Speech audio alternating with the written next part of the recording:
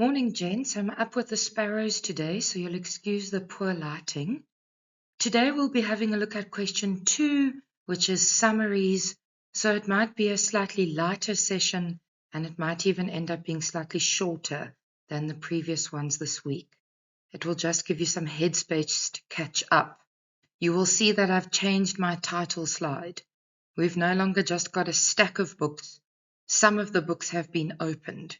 Remember that with every lesson that you listen to, the doors of learning are opening, and you shouldn't give up.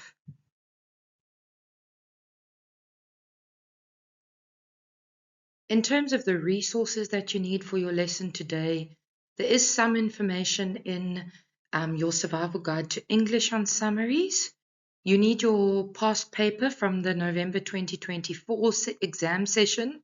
And it's really important when you're practicing a summary, guys, that you have the question paper in front of you and that you're actively writing and highlighting on it. I'll get to that in a moment. Then if you have a look at the middle of the screen, I've got two different things here today under resources. The first thing that I have is a little box that says question analysis. All right. I want you to know that doing summaries is a skills-based thing. And because doing summaries is a skill-based thing, a lot of the tools that you need or the resources that you need to earn your marks are actually in your own brain. And the way that you're going to unlock them is by practicing. All right. And then I've also included the marking guidelines for English Home Language grade 12. If you are struggling to find the correct points for your summaries, it's actually important that the first 1 or 2 times you practice the summaries, you have a bit of a cheat next to you and you keep the marking guidelines on hand. And when you start getting stuck, you go and look at the marking guidelines. When I say look at the marking guidelines, I don't mean take them and just copy down the answer. What I mean is look at the marking guidelines and try to work out how they got to that answer. Listen to my PowerPoint, look at your notes for that particular section that your teacher's given you, and try and work out how they got to that answer. And if you still don't understand, pop your teacher a message. Get the help that you need. All right. I know that looking at marking guidelines feels like cheating, but if this is the first past paper you've honestly done before an exam in 12 years, it might help you. The second time, you only look at the marking guideline after you've written your answer down, and then you marry the two. And then by the third past paper you do it under exam conditions, and you stop looking at the marking guideline until you mark afterwards. When you mark afterwards, if you're getting your answer completely wrong, send your teacher a picture of what you've done. Tell your teacher which paper you're working on and ask them if they can help you on the right track. It's really important that in addition to these paper resources that I'm showing you here, you know that on the outside, you've got a completely additional resource, and that additional resource is your teacher. I'm trying to draw a stick man, but I'm not very good at it. There's your additional resource, who is your teacher. Okay, communicate with your teacher, work with your teacher. Teachers are quite willing to put down mundane, boring tasks so that they can help a student. Let's go back to the Know Your Basics slide. Today, you're going to note that it looks different to visual literacy. Under visual literacy, the key rule was peel the onion. Now, when we get to question 1 and 2 of the paper, and you assess whether the question is text-rich or text-poor, you're going to find that it is actually text-rich. There's a hell of a lot of writing on the page, and there are no pictures to help you understand what's going on. All right? So a summary is text-rich, and because you guys are the tech generation who are used to looking at a phone screen and immediately seeing the symbols and being able to touch it and scroll and watch a video, it's quite hard for you to maintain focus on text, all right? And so we've got to kind of help empower our brain. Got to tell our brain, this is not boring, this is not intimidating, I can do this. And there are 2 hacks that I want to give you for doing this. The first hack is that when you're approaching a question that is text-rich, you must analyze the question first. because it gives you something to focus on. If you analyze the question and then you have a look at the text, immediately your brain knows what to search for, and that big body of writing is less intimidating. The second thing I want to tell you is that you should always have a pen or a pencil or a highlighter in your hand when you are busy with something that's text rich. It can even help for the ads. You see how I highlight and circle and underline with great difficulty on the computer screen. That's because I'm used to having a pen in my hand, right? And I don't quite have a touchscreen laptop yet. Hint, hint, IT department.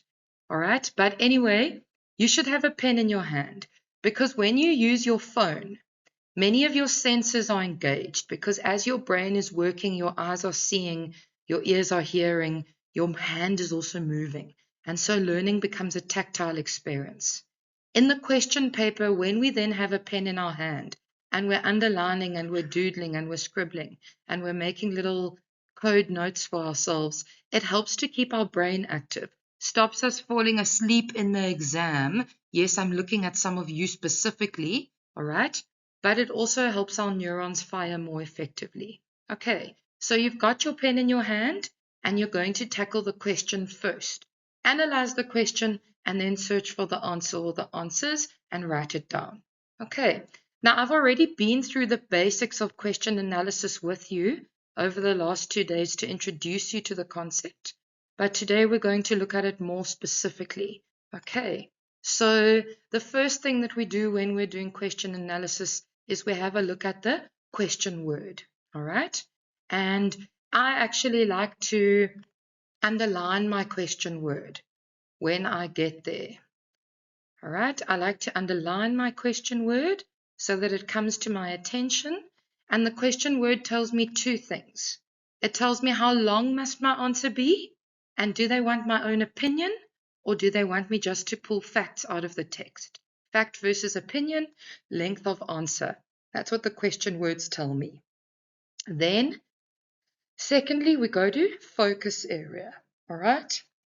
Point number 2 is focus area, and it's point number 2 for a reason, because in matric, you're normally going to have 2 focus areas in the question. In grade 9 and 10, you only had to focus on one thing at a time. In grade 11 and 12, you're usually going to have 2 focus areas at a time. And the minute I see my focus area, I like to circle or underline it, okay? Focus areas can be buzzwords that you've studied in your text. They can be verbs that show you what action to focus on, or they can be nouns that show you which person or object you need to focus on. Different teachers would have taught it to you in different ways, but what does the question want me to look at?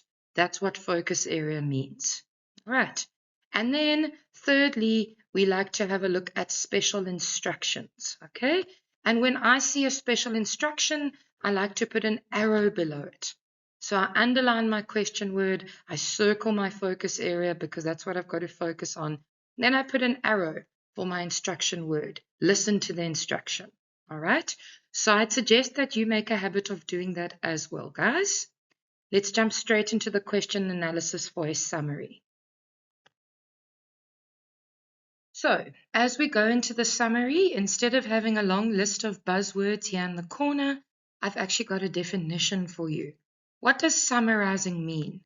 Summarizing means briefly outlining the main points of a source in your own words without adding your own ideas or changing the author's meaning.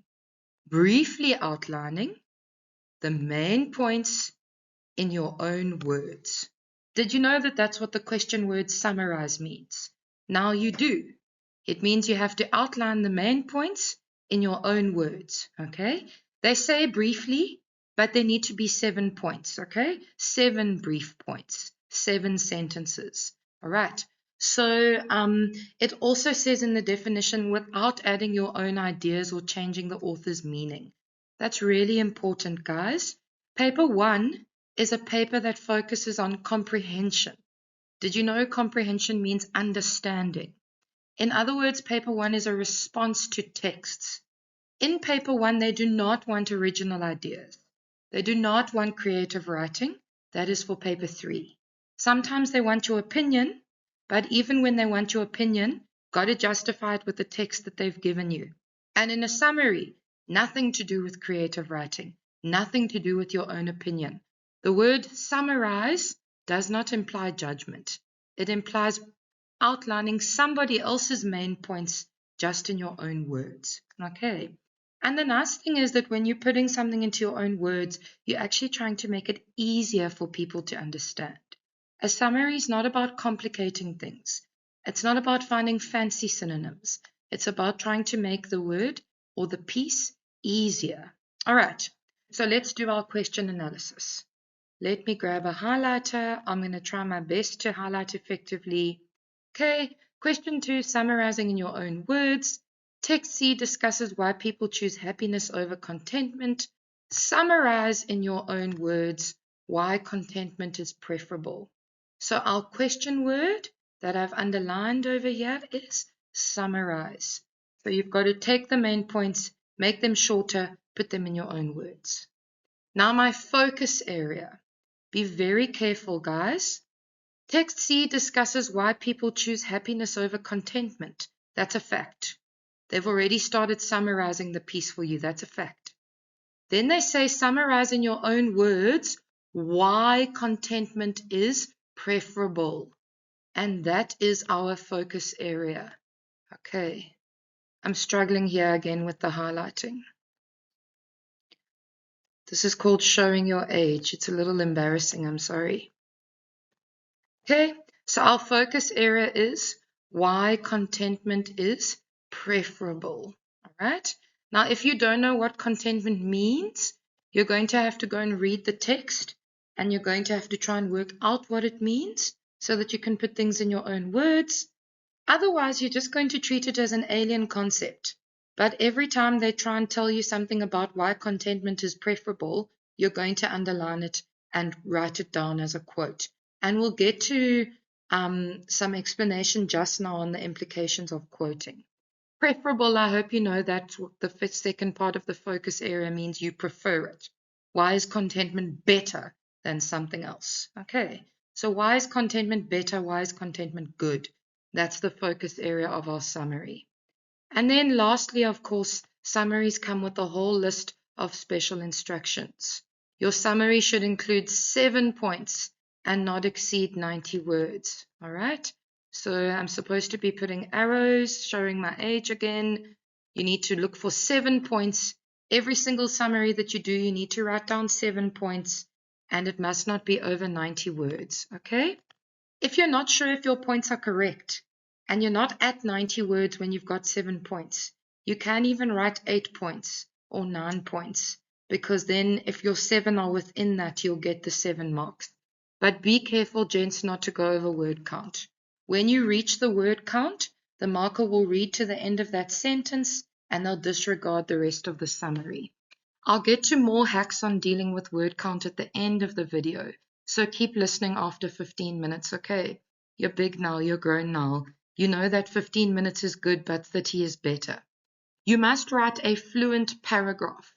Now, that's always going to be the instruction in a home language paper. Stop writing point form paragraphs. They don't exist in home language papers. Leave them for FAL. Matric home language, you're always going to write a fluent paragraph. All right? You're not required to include a title for the summary. Indicate your word count at the end of the summary. So those are our special instructions, and they're pretty much the same almost every single year, but just read them and put an arrow at the strategic points so that you know exactly what's going on. All right. Now I know I'm looking for 7 points about contentment being better or good, and at the end of finding those 7 points, I'm actually going to have to go and try and put them into my own words. Okay, let's go to step 2. So after we've analyzed the question, we actually now have to go and identify the key points. We've got to start grappling with the text, okay? And before we start grappling with the text, I actually just want to speak to you. Obviously, we know we have to include the main points, but what is a main point? A main point is something that takes the piece forward. that gives you new information. All right? Main point takes the piece forward, gives you new information. That new information has to be about the focus area. Okay? But I want to give you some advice here on what you can leave out. Okay? So if we look at the red block, you can leave out examples. I like coffee, sugar, and rusks. Mrs. Charasika likes sugar. You don't have to give the examples to know that she likes sugar. Okay? Leave out figurative expressions. Idioms, metaphors, fancy language to draw us in. That's all great when we're doing poetry and visual lit. For a summary, it's not important. Just get down the facts, okay? You don't need to know that I'm a chocoholic. Lovely neologism, but it's not significant. Leave out lengthy descriptions. Lengthy elaboration does not belong in a summary. Only main points, quick ideas that drive the piece forward. Leave out quotations and direct speech. Often when we get a quote from someone, it's just information to substantiate the point. It's not the main point. That has bended and shaped itself a little bit over the last few years. What I'd say with quotations is be careful. If you've got a quotation, make sure that it's not substantiation of a previous point. If it's a brand new point, you can include it, but then don't include all the nitty-gritty details, like who said the quote or at which year or which conference or which university or how much money they generated. Little snippets and statistics like that are always substantiating evidence, and they don't belong in a summary where we're just looking at main points. So that was not written in the red block. Facts and statistics and percentages are extra information. They are not generally main points. Only include them if you're completely desperate because you can't find 7 other points. Okay, and then avoid writing in the first person, okay? I, we, I think that. No. You have academic authority now because you've been in school for 14 years at least. So you must just write the point as if it is a fact. Okay. All right. Now that we've been through the nitty-gritty, let's try and underline our main points.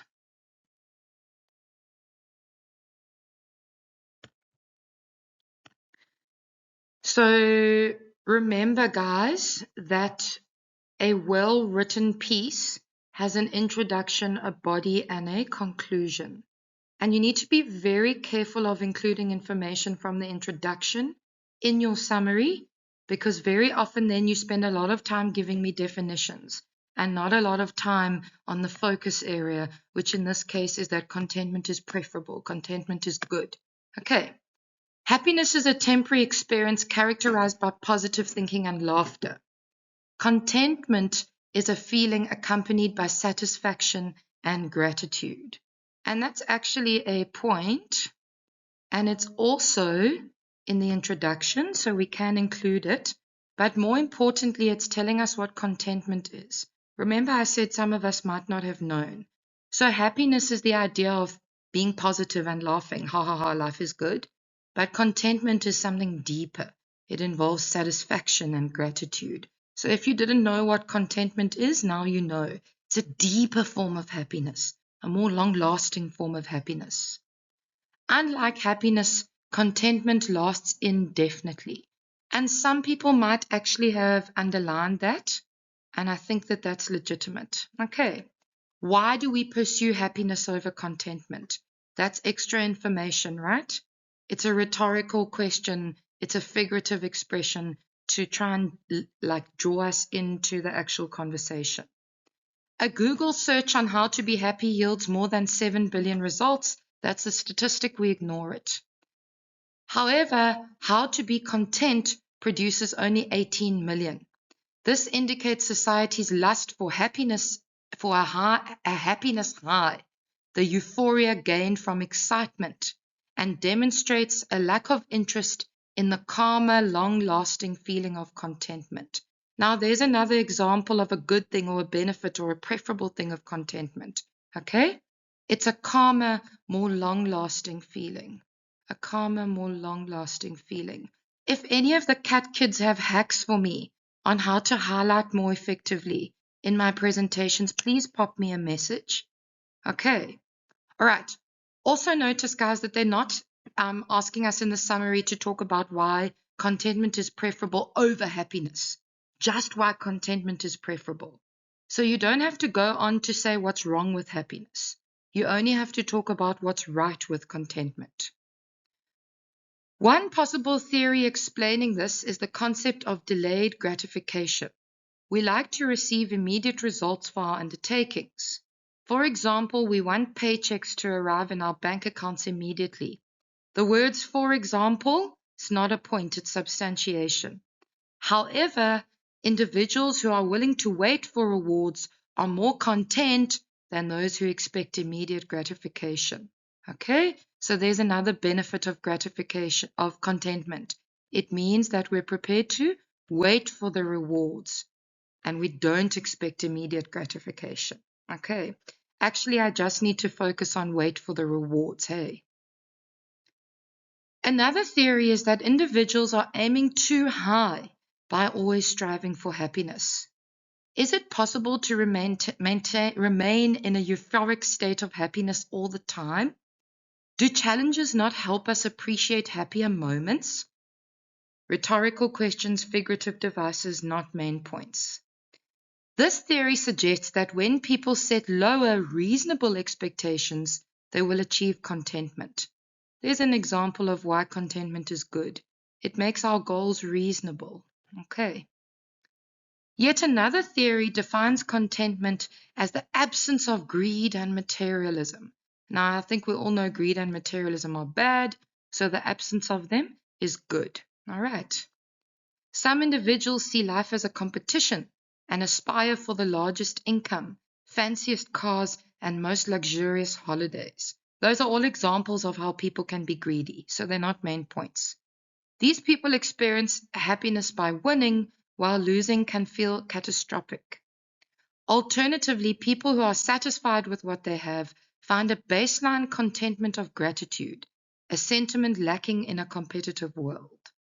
Okay, people who are satisfied, that's a synonym for content, find a baseline contentment of gratitude. Now, gents, I don't really know what they mean by that.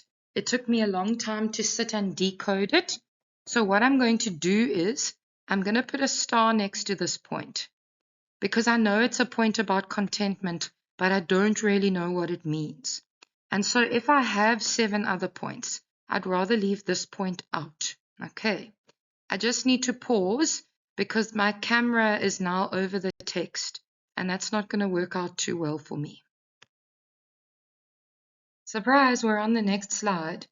So Mrs. Charasika is having some technical difficulties today. CAT students, please do troubleshoot for me.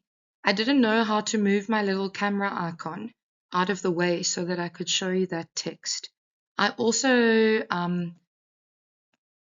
didn't know how to pause my recording and then start it again. And I actually stopped the recording when I should have paused it.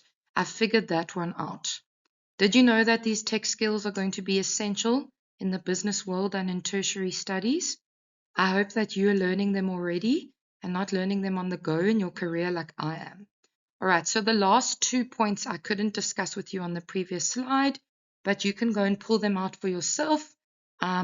We've got point number 8. There is a safety in a world of warm, peaceful contentment. So contentment makes us feel safe. And then the long-lasting, meaningful feeling of contentment comes with purpose and resilience. So if I'm content, I can have purpose, I can have goals, I can push through situations. All right. So step 3, convert the points that you've highlighted into your own words if you are ready. So you've highlighted the points. Now you need to convert them into your own words. This is where some of you fall off the bus, gents, and you start doing creative writing. If you are comfortable with the summary and you understand what it's about, then it's perfect to put it into your own words. If you're not ready yet, and you're not actually very sure what they're talking about in the summary, and you've really been grappling with pulling out the right points, do not put it into your own words. You will be penalized for quoting, but you'll be penalized less than for creative writing. Creative writing in a summary is naught. Okay? But in quoting, you can still get 7 out of 10. And as an educator of a language, I know I'm supposed to be teaching you the skills of the language. And for 12 years, I've tried that. But now for the next few weeks, you'll forgive me if I'm trying to teach you to earn marks. And so if you go and write down these quotes that you've highlighted in paragraph form, you can still get 7 out of 10 for your summary. Please don't put it into your own words unless you fully understand the text and you feel ready to do so. So actually, some of you can stop listening in this section and skip ahead to the next slide where I discuss editing and hacks in step 4. But if you do want to know how to put it into your own words, stay tuned while we do that. All right, so I've pulled out the quotations here. Note that you don't have to write them down. I've got them down here for ease of access. You could just highlight them on your question paper and then go straight into writing your summary, especially for the sake of time in the exam, because we know time is not on our side, especially in paper 1. Okay, so point number 1, contentment is a feeling accompanied by satisfaction and gratitude. All right, what did I say? I've said contentment is an emotion that leaves you fulfilled and thankful. See, gents, that's something that I've done, is that I've maintained sentence structure, because you should try and write your summary in a well-structured sentence.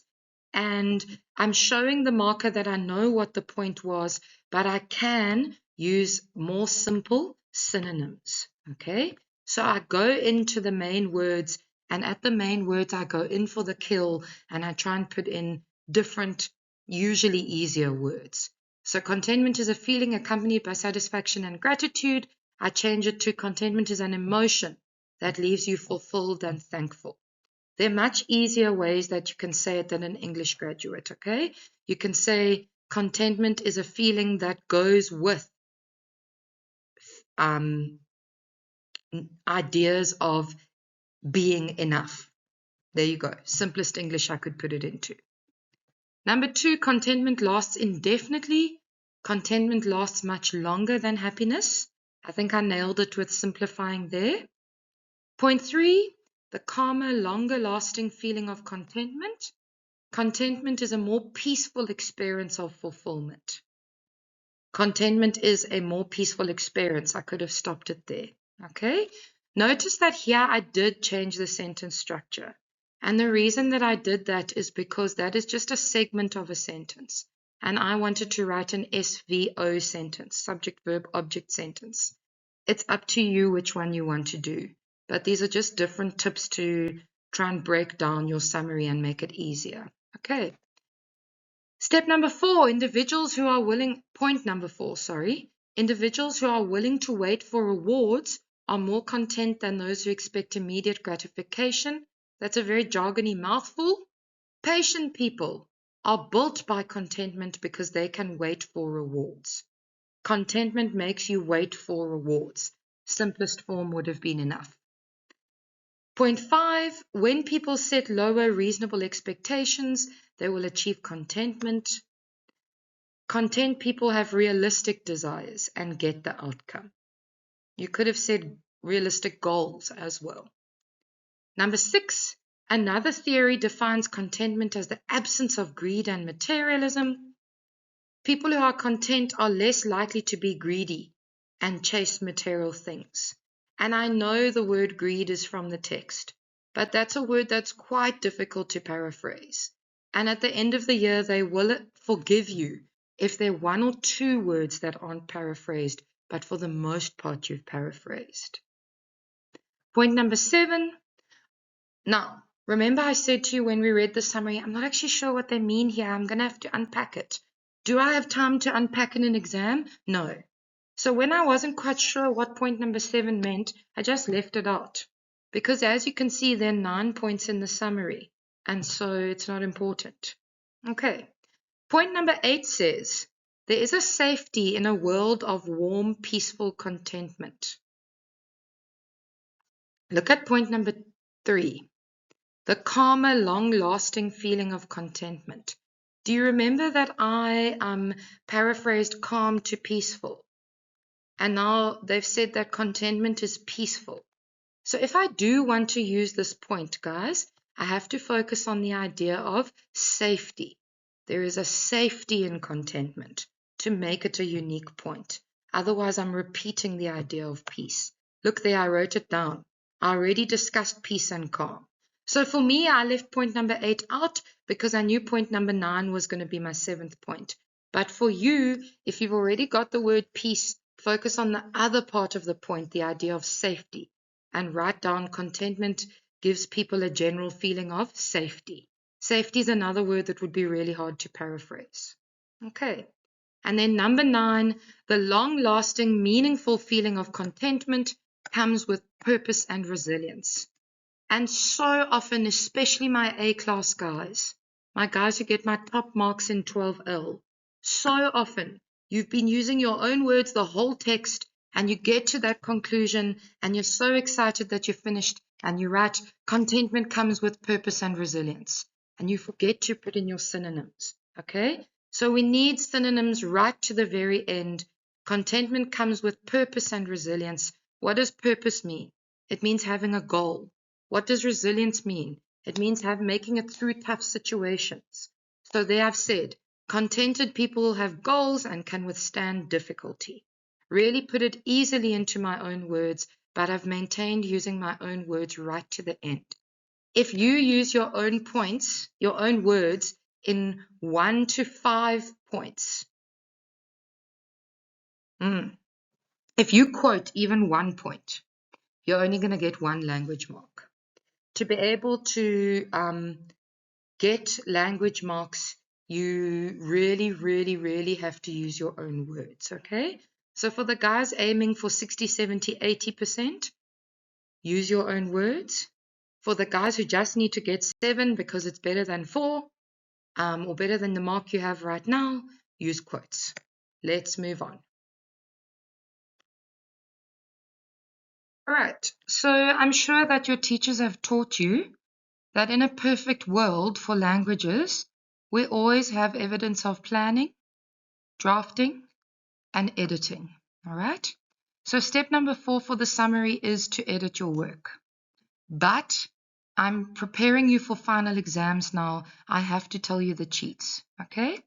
I have to tell you that for the summary, if you don't have time, you mustn't do a fixed planning on the piece of paper.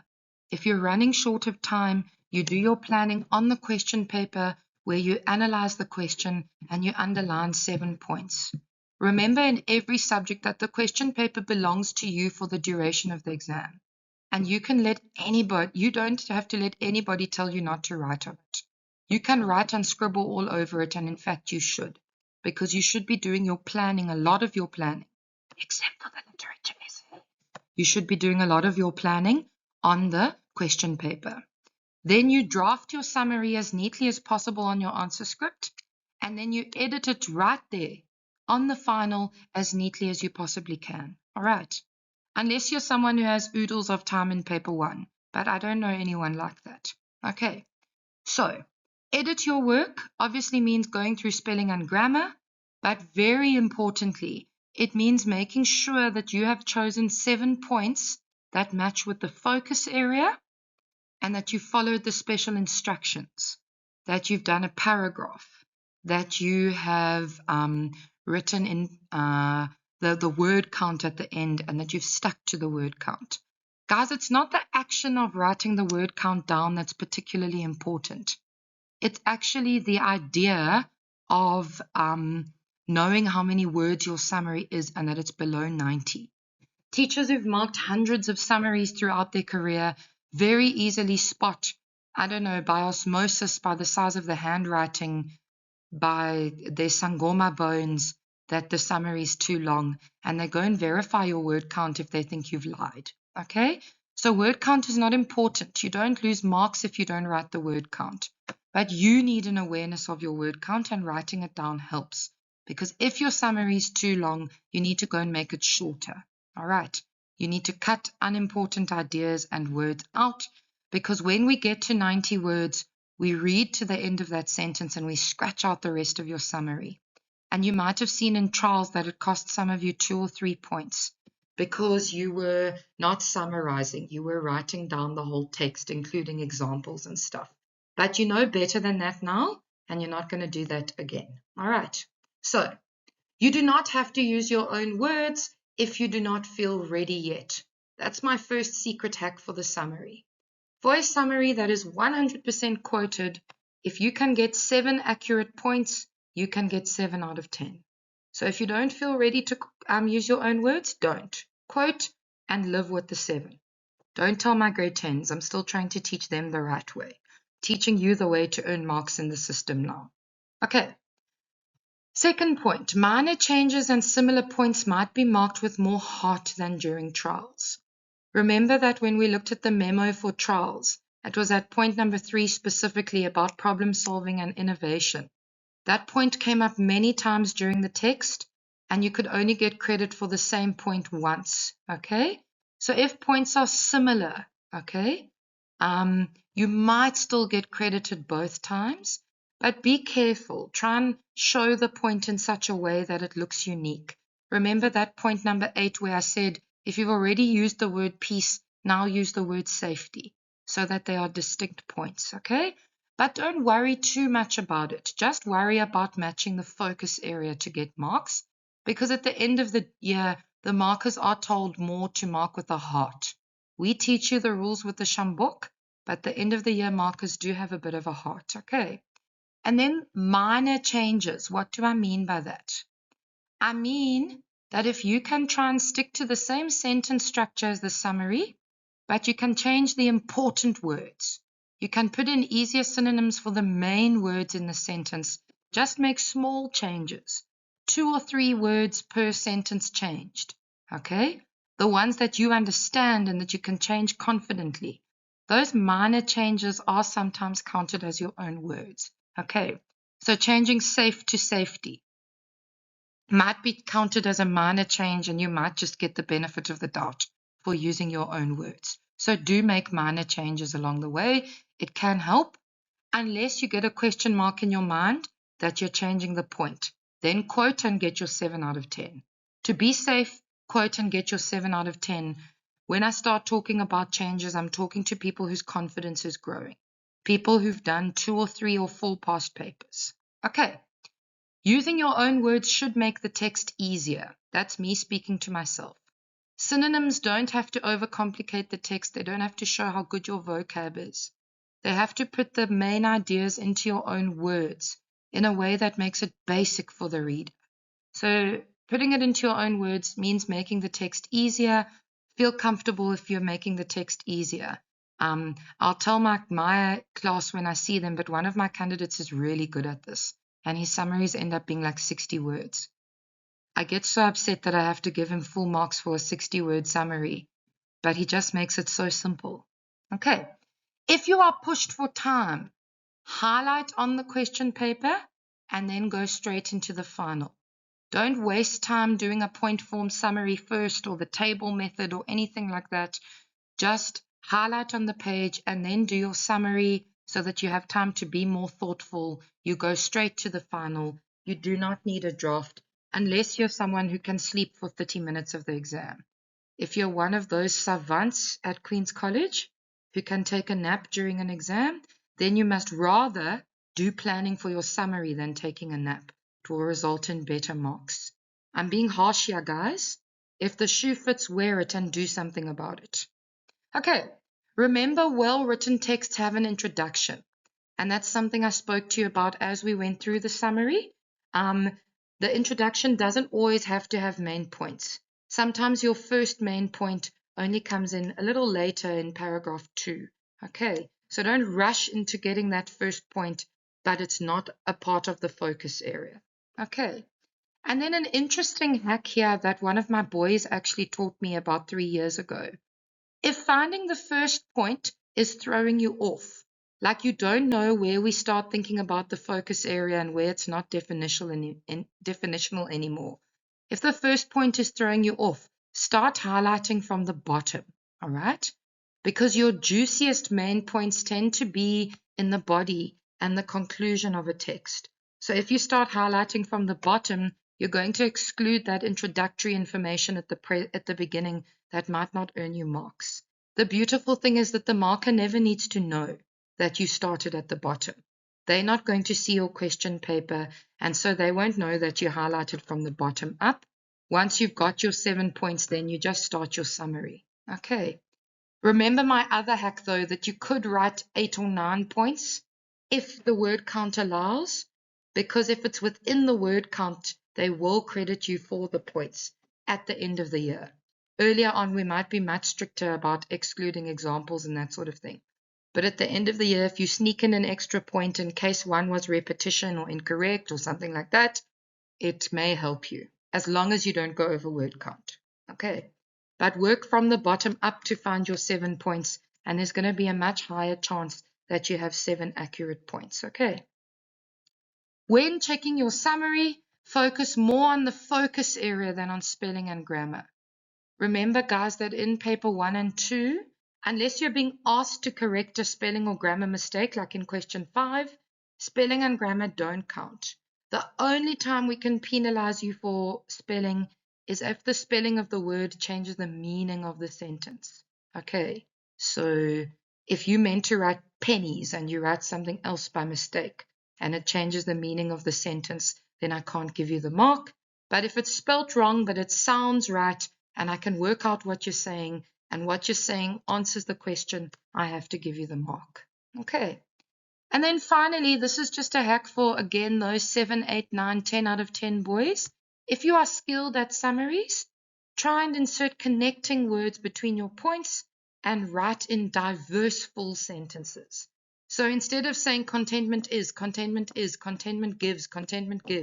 try and switch it up and try and play with your sentence structure. Safety is provided by contentment is an example of switching up your sentence structure. In addition to making you feel safe, contentment can help you reach your goals. They have put 2 points into a complex sentence. So if you're really skilled at summary writing, then you can start with ideas like linking words or connecting words and playing around with your sentence structure. All right.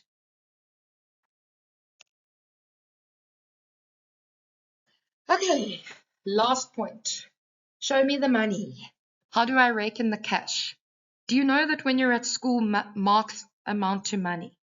I have a job and I get money at the end of the month if I've done my job. You have a report and you get marks at the end of the quarter if you have earned them. So really start thinking about your marks at this point, gents, as capital and really focus on earning every cent that you can get, okay? Because in the real world, one day that effort will translate to actual money. Isn't that great? This time next year, you could be making money instead of marks. At varsity, distinctions also score you discounts. So they literally start turning into money. Okay, just let's go right back to our marking guideline. Remember, I told you that for this section in particular, the marking guideline is one of your resources. Okay, the marking guideline, a summary is marked as follows. 7 marks for 7 points, 1 mark per point, as long as the point matches the focus area. If you write down 7 quotes that match that focus area, you can get 7 out of 10. Only 3 marks are for language. Now, lots of you think the language marks are for like spelling and grammar and full sentences and having a correct word count and all those things. And maybe in grade 9 and 10, your teachers were strict and they were, but not anymore, okay? When you have used your own words, not quoted verbatim, that means you've used your own words. If you've used your own words completely throughout the summary and you get 1 to 3 points, you get 1 language mark.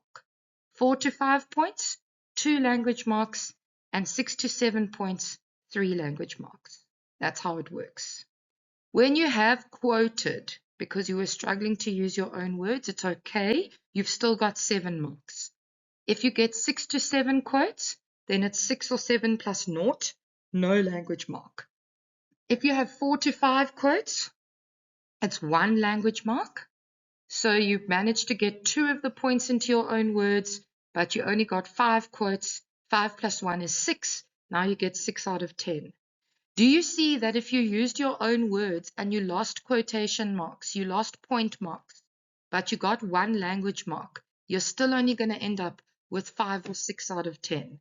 Whereas if you had 7 quotes that were complete quotes, you've got 70%, and that's 10% more than messing up putting in your own words.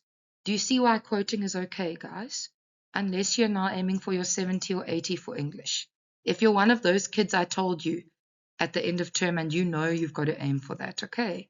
If you're aiming for 40, 50, 60, it's okay if you quote, I'll forgive you. And then if you have 2 to 3 quotes, then we give 2 language marks. And that was a new instruction last year. They were much kinder than in trials, where 1 to 5 quotes is only 1 language mark. Do you see they mark with a heart at the end of the year? Finally, a note on word count. Yes, markers do need to verify the number of words. We don't deduct marks if you fail to indicate the word count, or if you gave the incorrect word count, but we read up to the last sentence above the stipulated limit, and we ignore the rest of the summary. So we get to 90 words, we go to the end of that sentence, and then we cross out the rest. Word count is important. Check your word count. Okay. Check it at the end, because you don't want to spend, I watch some of you spending 15 minutes with a calculator, checking your word count line by line. And that's 15 minutes you could have been doing your comprehension. So perhaps do your summary, do your comprehension, and then come back and verify your word count at the end. Okay. Losing 2 marks in the summary because you went over word count is better than losing 10 marks in the comprehension because you didn't get there because you were counting your words on your fingers. Cost-benefit analysis is so important at this stage, guys. Strategic writing. Okay, 45 minutes in, we're done and dusted. I've taught you everything you need to know about summaries. Why don't you go and download an additional past paper and do an additional summary to get to your hour for the day? Peace out.